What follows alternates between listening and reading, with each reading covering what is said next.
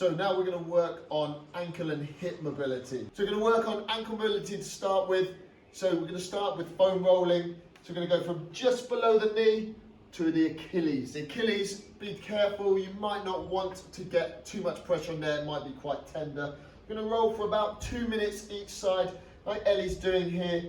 Bums on the floor. If she wants to increase her pressure, she puts her other foot on top of there, and she can even increase that pressure just by taking her hips off the floor a little bit.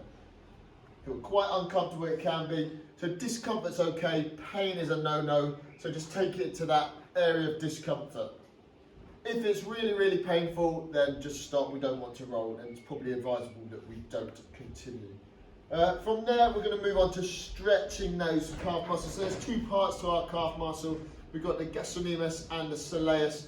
So we're going to need a post or a door frame for that. So to get the gastrocnemius, which is the big bulbous part that you can see, which is useful for that springy, explosive movement.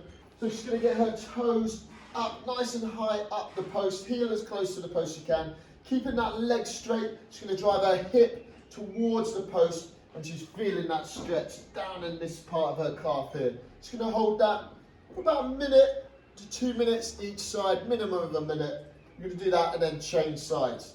You're going to hit the soleus, which is a deep pancake part of our calf, and it's responsible for our stability and balance. So setting up the same position, but now rather than keeping that leg straight, we're going to bend it. She's going to drive that knee towards the post. She'll feel that stretch deeper inside the calf and down in the Achilles.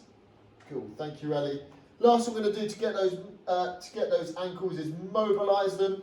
So going down onto a kneeling position, just going to pull that rear knee up in line with her front heel. So just pull that rear knee forward for me. So it's about here. There we go.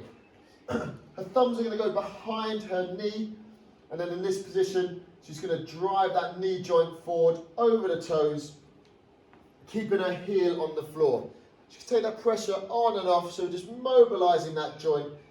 We don't want that heel coming off the floor, because otherwise we'd stop doing that stretch. Good. The reason we don't want that hand on top of the thigh is because then you're pushing down rather than pushing forward. So using those thumbs to drive that knee forward.